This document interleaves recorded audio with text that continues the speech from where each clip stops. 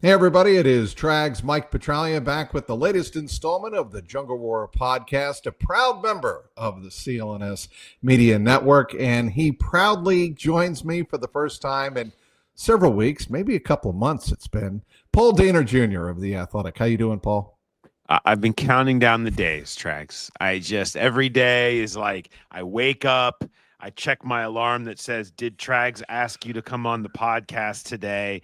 And then I have to answer it no, and then I wait for the alarm to go off the next day and ask me the same question. But I'm So, happy to so, finally be here. was that alarm going off the last couple of times I asked, and you said, "Yeah, I don't have time for you, Trags. I got this commitment and that commitment." I've said no. I've said no when you did ask me. That's true. But now I'm here and I'm excited about it. And I'm excited to talk some Bengals offseason footballs, OTAs. Phase 3, I guess, began on Tuesday. Actually, first time in helmets on Tuesday for the men in stripes. And Ja'Marr Chase, after OTAs, he said a lot of things, Paul. He said a lot of things. He's known to do that. He is known to do that. 18 minutes. You know, the thing that I was on 700 WLW Tuesday with Rocky Boyman. And I said to Rocky, one of the things I appreciate about Ja'Marr Chase is that he doesn't give you stock answers. He actually thinks about what he wants to say and then articulates it with an incredible amount of passion. And I noticed that not when he was ripping our good colleague Butch Hobson of Bengals.com for showing up late, but when he was talking about flag football in the Olympics. And I don't know, you were there, right? And you heard the for some of it. I didn't have the energy for the full 18 minutes of Ja'Marr, but I was there for some of it. Yeah. Were you there for the Olympic part? Yes. Okay. So when he broke down what he has to consider before he's going to give his full support to actually possibly getting chosen to participate in the 2028 Olympics when it becomes an event. I found it fascinating. It just showed me that Ja'Marr Chase doesn't give, one-word answers, stock answers. There's a lot he has to consider when thinking about joining the Olympics. Well, I just think he's not afraid to be himself and say how he feels. Most of these guys are trying to uphold. They're worried about saying the wrong thing, or they have apprehension about what should I say, what shouldn't I say. And I would go back to Ja'Marr's first time ever talking to us after he got drafted to say he's just not somebody who operates that way. He operates with I'm going to say what I feel. If I'm sitting here and I'm meeting the media in Cincinnati for the first time and sending my first message to Cincinnati fans, I'm going to say I'm going to break all your records. That's how I feel. And if I feel like I want to make fun of Joe Burrow, I'm going to make fun of Joe Burrow. Like if I feel like I have some way that I feel about Triple Crown, I'm going to say something about it. And if I feel like they should throw me the ball deep more in my second game as a pro, I'm going to say it. Like if I think I'm always open, I'm going to say it. Like that's just he just says what's on his mind. He doesn't really care about what people think about what he has to say. And it helps a little bit more when you're now paid and guaranteed enough around here that you can definitely say whatever you want to say and not have to worry about it. And I just feel like that's just kind of his personality a little bit, that he's not going to sit there and just make something up that he feels is right. All that he knows to do is to be honest and pretty unfiltered about the way he feels about it. And I think that came through in the Olympics talk. I also think that he seemed, and it's very nuanced, very subtle, but I think he seemed more at peace when he spoke to us on Tuesday. Like he's got his money, like you said, and that's a big deal to him. He's not only got his money, his security, but he's got his respect. He doesn't have to worry about that anymore. Now he has to find that next chip on his shoulder, which I thought was interesting that he brought this up several times on Tuesday after the OTA practice. And I'm just curious from your point of view, Paul, how you think he goes about finding that chip. You've known him, very well and spoken to him many times in the 4 years he's been here. Yeah. I think that there is still a championship. Oh, there I go. Look at that. You go. I just came up with that, right? Yeah. I mean, isn't that it? I mean, isn't that what it is, though? I mean, Yeah. it's the dude has checked every individual box. He's been the highest paid non-quarterback. He's got the triple crown. He's one of 6 people to ever do that. I mean, he's done so many of these things. They made it to the Super Bowl. They've had some semblance of success as a team, but I think the idea of legacy building, what him and Burrow have, there's only one thing left to do there, and that's to go win it all. And that's where that chip, I think, lies with both of them. Probably, it's just once you've been minted, so to speak, as the best, you don't need to fight that individual uphill, I'm here to prove it battle. Like, we heard so much from him last year. Like, yes, he was invested in the team's success, but I mean, there was so much of him chasing the triple crown and these numbers he was putting up and him wanting his money and he's worth, more, not just a penny more, brother, right? All of that stuff, like, was so much a part of his narrative, and I just don't know that really exists. It's the winning championships thing now that matters to him and to Joe, and they chase that as their next level. And I think that's probably it's the championship. It's what it is. I better not see that in one of your headlines now. You will not. You can't take that. Not. I am finishing up my Ja'Marr Chase column after I finish this Right. award-winning high level podcast. I will get to work on that, but I promise not to steal that from under your wings. About being a leader, Ja'Marr Chase, the leader. I think he's always been quite kind of a subtle leader in that locker room, but he admitted Tuesday, it's going to come more to the forefront when he takes the mantle for guy or takes a leadership role for a guy like Jermaine Burton, who he was asked about. He's going to have to, and I think he wants to, become a little bit more of a voice, although he's not a super vocal guy. He wants to become more of a leader. He knows that comes with part of the contract that he got. And I'm just curious, from your point of view, Paul, how he is going to demonstrate that, exhibit that. Are we going to notice any differences in Ja'Marr Chase, the leader, maybe the captain, as opposed to Ja'Marr Chase, the superstar receiver?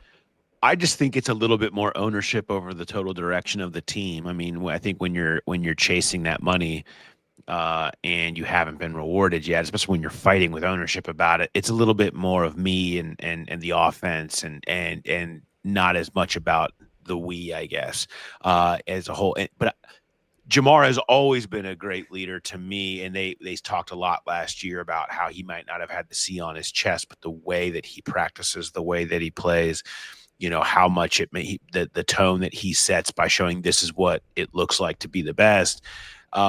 It is leadership, but I think taking a little bit more ownership over the total direction, like we saw him talking to the safeties during yesterday's, right? And he talked about that a little bit and helping them a little bit more with stuff that they're doing and help the defense out and being willing to be, it's not just going in there and being rah-rah, but understanding that the message that you can be out there promoting and trying to help everybody in the building and just being a little more cognizant of that on top of everything he kind of already was.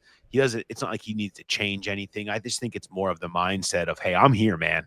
I am invested. I am, this is where my money lives and my legacy is invested in this place. So I'm going to do everything I can and give every bit of help that I can to everybody across the building to make this place what I would like it to be. And I think that's where it comes from. You think it matters that he gets a C this year, an offensive captain? Yeah, I do. I do too. I do. I mean, it was talked about last year about, it was almost a thing like, I know I don't have the C on my chest, but I really feel like I am a captain. And that didn't just come from him. That came from Zach Taylor. And inevitably, I think that's going to be reflected in, because it is players voting, and I think that he earned it. And I think that is part of what comes with the contract. People do look up to him. And so I think that's an easy thing to see. I think it would be really interesting that we see what became the staple of those last 5 games last year be where the captains come from, was T, Joe, and Ja'Marr all getting C's as like, look, these are our guys. Like, this is who we trot out. This come get us, right? That was the theme of the end of last season. You never know how those votes will go and they distribute, but I mean, to me, I look at that and say these are people that are all in and invested here and believing it, and this is who we are as a team, as the Bengals. They should have C's on their chest. So I'd be curious to see if even T ends up in the middle of that too. It's got to make Joe Burrow feel really good, even though it's only OTAs, to see Ja'Marr and T both on the practice field at this point of the offseason, knowing that those two guys are locked up, and those are two massive pieces of the offense. To see that, I don't know, Joe Burrow hasn't had that security, I don't think, long-term security of what this offense is going to be going forward for many years, and now he's got that again. I think that's a big deal to Burrow. I think their presence and being there and being on board with everything is worth more than any of the actual practice. Like, I mean, I just think it's just there they are. You know, I always say, to me, the most influential thing is the rookies that walk into that locker room for the first time in their first year. Who do they walk in the room and say, whoa, I want to be like, there's that guy. I want to be like that guy. No matter how confident they are coming from college, like, you walk in and there's Joe Burrow, right? There's that guy, right? Or maybe it was Sam Hubbard here, or Trey Hendrickson, or whoever is the star, and Ja'Marr is amongst those. And so I just think when they're there and you're seeing how they work from your first OTA practice, phase 2 practice on through training, you're seeing that, and they're all there, fully invested. You're seeing their work ethic. You want to replicate that. You want to follow that lead. Right. And if you can have those people there, fully invested, replicable, then I think when you have that, it does help that leadership mold and the raising all boats for young players to follow in their footsteps. He is Paul Dehner, does an amazing job covering all things Cincinnati Bengals for The Athletic. By the way, please pump and promote some of the podcasts, the great podcast, the Growler Podcast Network. We'll begin with that. Yeah, we have a bunch of pods now. I can hardly keep up. There's so many names, but which is just the running joke at this point. But no, I mean, we have a steady feed right now of myself, Jay, Charlie Goldsmith, Mo Egger, Mark Shalafou, local comedian who joins for Who Dey Light on Fridays, which is kind of a lighter side, little something for everybody in the Growler. And then Charlie Goldsmith and Brian Giesenslaw do a great job on Power Stacks. The Stacks, great name. She's fabulous name. Our new Reds podcast, that they are another Power Stack. The Power Stacks bump is becoming a thing. They did a Will Benson episode right before his breakout, and then they did a whole thing on the Brady Singer Jonathan India trade right before that, which Charlie did great work researching on that, a deep dive into the background on how that trade came to be and Brady Singer, and then he goes and has a great night last night. So the Power Stacks bump becoming a thing. So if you want to know who the next great player is going to be, just listen, because they probably have a deep dive coming up on them soon. He is Paul Dehner. For those of you listening to this very show, the Jungle Roar podcast, we ask that you subscribe to the podcast, like and leave a review. And for those watching the show on CLNS, go ahead and hit that like button and subscribe to the CLNS Media and Cincinnati Sports Studio on the YouTube channel, where you can find our show and lots of other great Bengals content. Also, please make sure to turn on your notifications so you know the instant a new video drops. Back with Paul Dehner Jr. of The Athletic and the Growler Network, Podcast Network. About Joe Burrow, what were your biggest takeaways? I haven't spoken to you since last week, and I was out of town. What were your biggest takeaways from what Burrow had to say beyond his comments about the Netflix show? Yeah. Well, I guess this goes, it's in the same general area, but I'm just fascinated by Joe Burrow off the field right now. I don't know. Like, I think I know what he is as a player. Like, we know what he is as a player at this point. We know who he is inside the locker room. He's Joe Burrow. He's been everything at any organization could have ever asked for, and he's going to win an MVP one day. He's going to win a Super Bowl one day. I know that, but what we don't know is how he's going to approach his life off the field, which he's very interested in these cool doors that are now open to him. I mean, he is. I mean, we see him in Paris. We see him at the Met Gala. We see him doing more public-facing, forward-facing things like quarterback. But this is an insanely private person and someone who had his privacy violated last year. Yep. And trying to maneuver through that and walk that fine line of I'm a private person, but I want to live my life as a 28-year-old and explore these cool opportunities and this cool thing that this public life does afford me.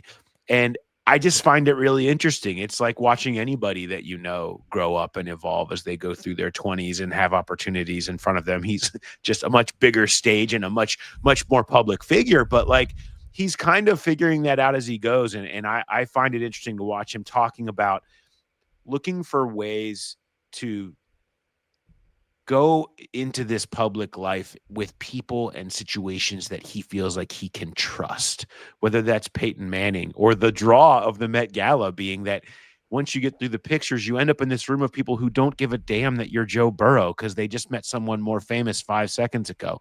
And being in that world is really freeing and private for him. And it makes him feel more normal when it's just really hard for him to feel normal. Like he can't just go to the Applebee's on Fields Erdel, like he can't just go be living this normal life. And I find him talking about that and his need to try to find trusted privacy and and also do fun things a really fascinating thing to watch him maneuver. Cause I know we get the field now. I think it's interesting to watch him be willing to do this stuff that puts himself out there more often. What strikes me, Paul, is that Joe Burrow never seems overwhelmed. And he very well may have a lot on his mind, like when he went through what you said, the invasion of his privacy in December last year when the team was in Dallas. But even then, when he came back home, he didn't seem overwhelmed, and he didn't seem really caught off guard, like mentally. He never seemed out of his element. Yeah. And I find that fascinating that a guy can have such internal self-control like that. That's what, to me, when people ask sometimes what makes Joe Burrow, Joe Burrow, it's that. It's the ability to stay calm, stay cool, Joe Cool, all the time, no matter the circumstance. Yeah, I mean, his leadership style has always been this quiet, confident, easy, even keel like demeanor. And guys connect with that. What I thought was interesting was, he can find that in what he is off the field in terms of, this thing's going to happen to me over here, but I can go to work and I can be myself. We don't know what he's like behind closed doors when that stuff happens. Maybe we'll learn more about it on quarterback, but I just think it's really cool to see his ability to understand, like, it's not going to affect me every day. And it's this, I think Ja'Marr said he might be the only person more stubborn than me or something like that at one point. And it's like, you can see that stubborn nature in Burrow. Like, I'm not going to let them rattle me in my game. Like, I'm going to show up at work and I'm be about the work, and you're going to see me in there grinding all year long. And I'm going to care about that no matter what is happening off the field. And I do think that kind of, it drives him in a stubborn way that no one's getting me off my game. And you're going to get that from Burrow. It's much like, somebody you're familiar with.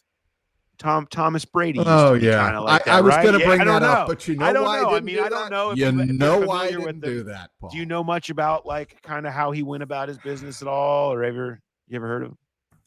So there are similarities in the public spotlight between Burrow and Brady, but I think Brady was more about the brand, Tom Brady, as his career evolved. I don't think Joe Burrow has a brand that he is out there pushing. And maybe I'm wrong. Maybe feel free, Paul, to disagree with that. But Burrow strikes me as a guy that Give me my life and my lifestyle, but I don't need a brand. I don't need to be pushing the business. Go ahead.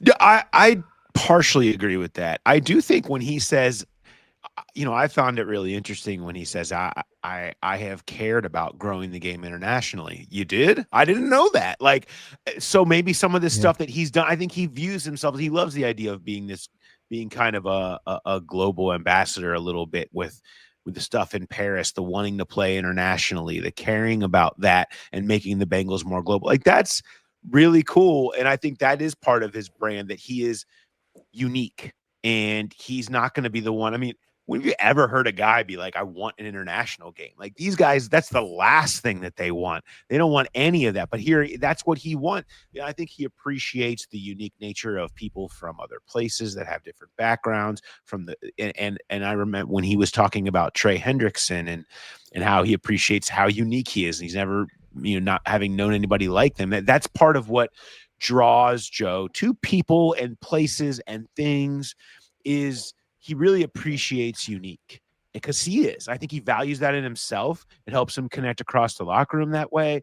And I think that's kind of part of why I think that's part of his brand is be unique, do good, global ambassador stuff. I think he kind of does that intentionally while being subtle about it. I don't think it's something he's pushing, and so it doesn't come across as not, beating people over the head with TB12, right? But I do think it is willingness to be out there and say that I appreciate unique, and I want to be, I don't mind being global, and I want to do good, and all of that stuff that he's done now off the field.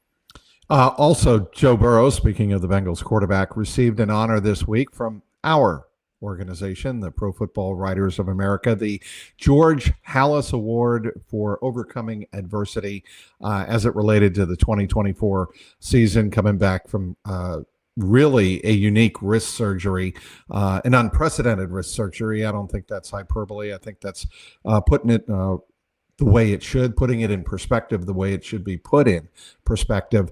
No quarterback had ever come back from that kind of surgery, performed at the level that he did, which was, I think, an MVP level. But I thought the award, as much as it recognized 2024, I think it was a lifetime achievement award to this point in his career, because look at what he's come back from, Paul. I mean, there's the knee, the calf, the wrist, and what else am I forgetting?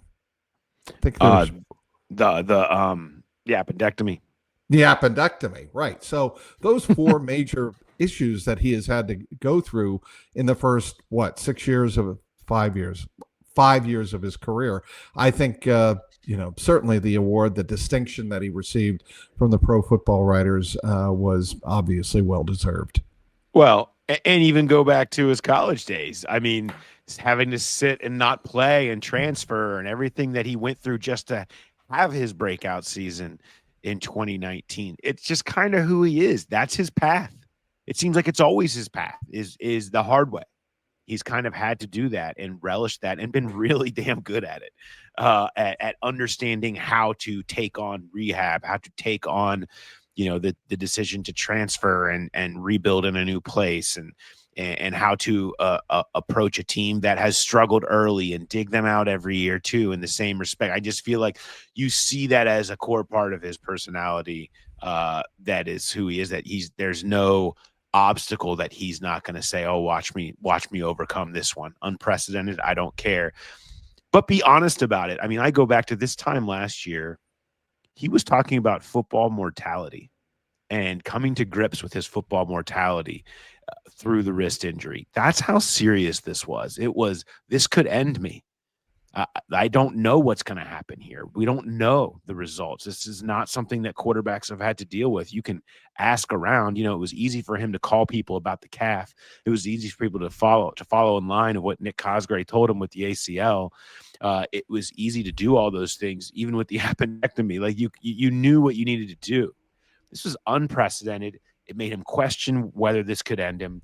And he came out after he got through it, that first month of kind of starting to really trust his wrist again. And he started ripping it, and he played as good as ever. And that is just always going to be remarkable to me. He's totally deserving in every way. I know the last thing he wants is to win another Comeback Player of the Year award, but I have no doubt that if something happened to him, he would. I think the next award he wins, that do you get to hand him a plaque? Do you get to hand him the plaque? Is there a This plaque? particular plaque, that those details are being I'd worked love for out. you to But get, as my president, I'd love for you to be able to hand him the plaque. But the next one I think that you'll hand him will be for an MVP. MVP, yeah, I would agree with that. That's the next award that he will win, and I don't know that it's a hot take to say that it feels like an MVP award is in his very near future in the next year or two. All right.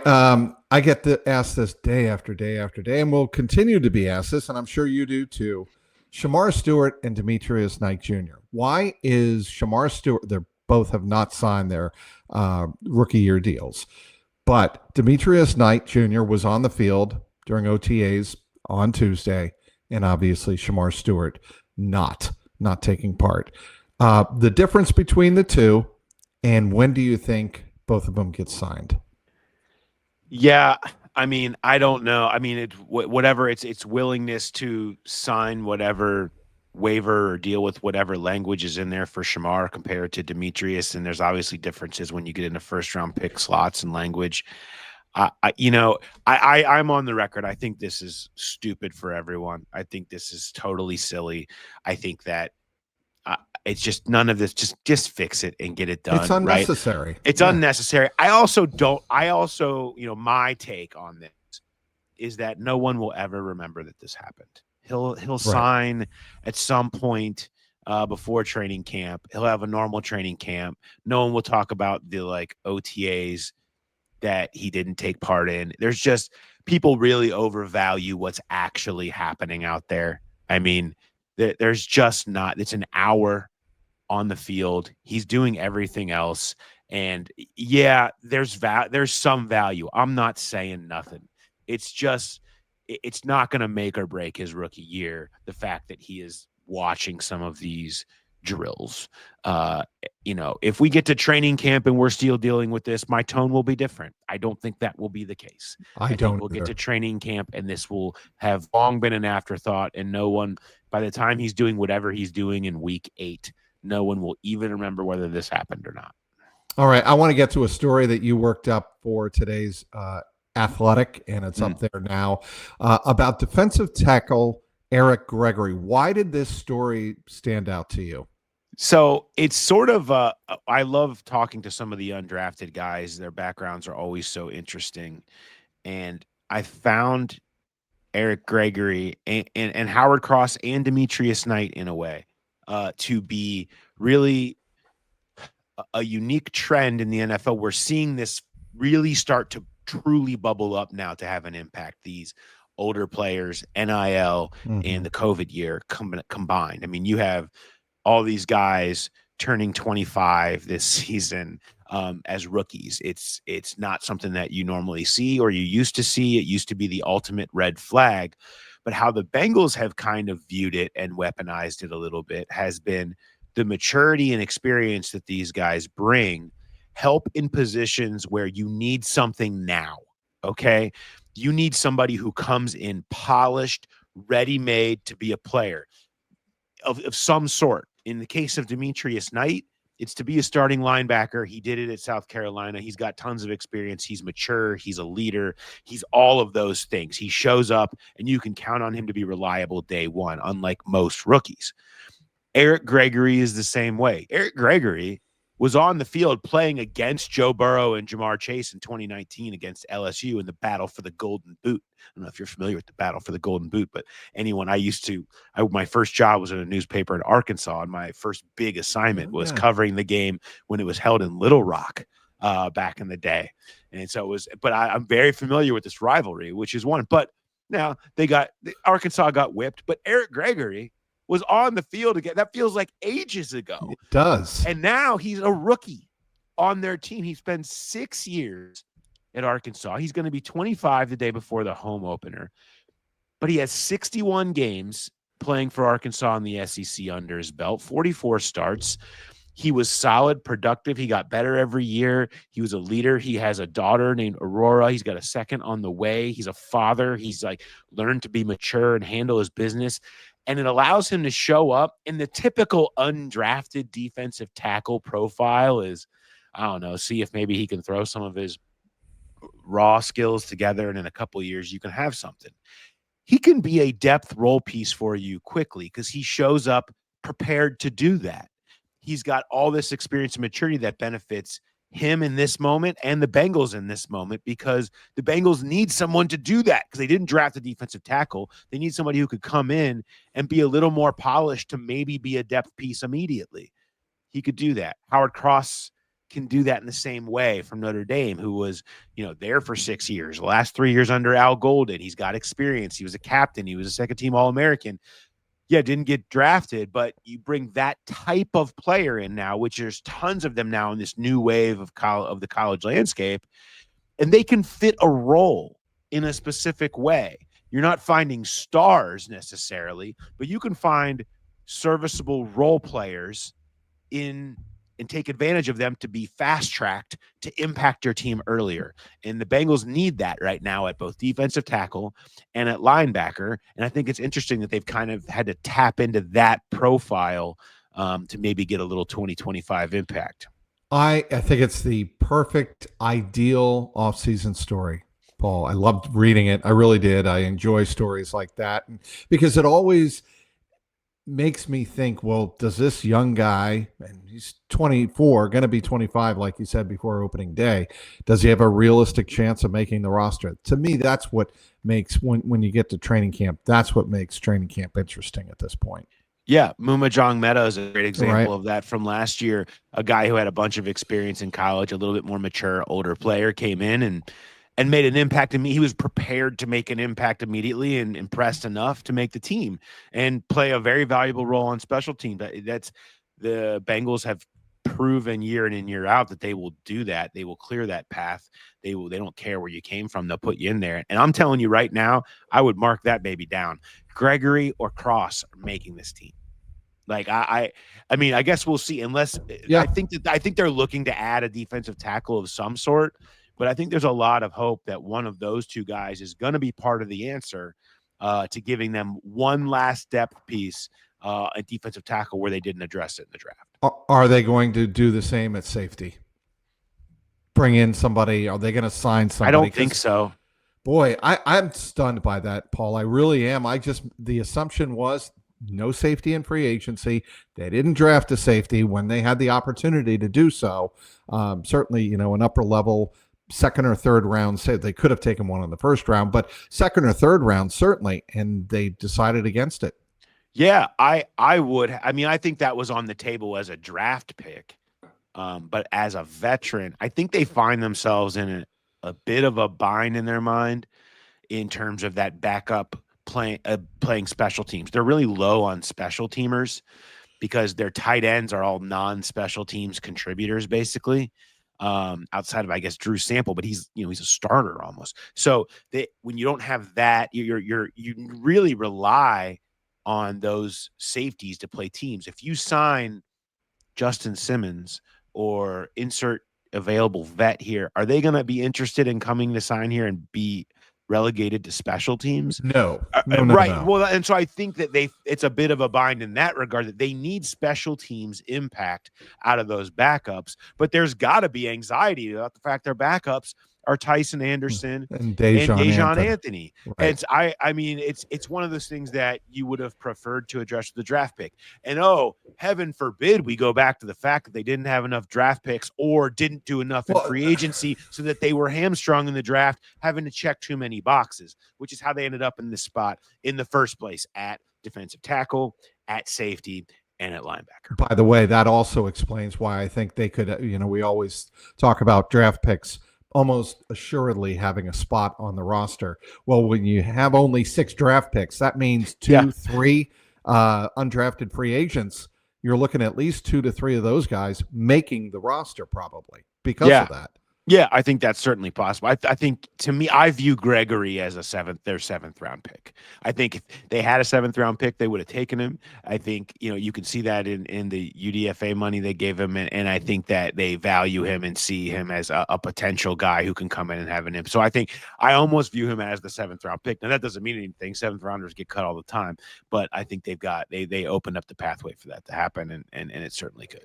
One more time, Paul, please do plug everything you do.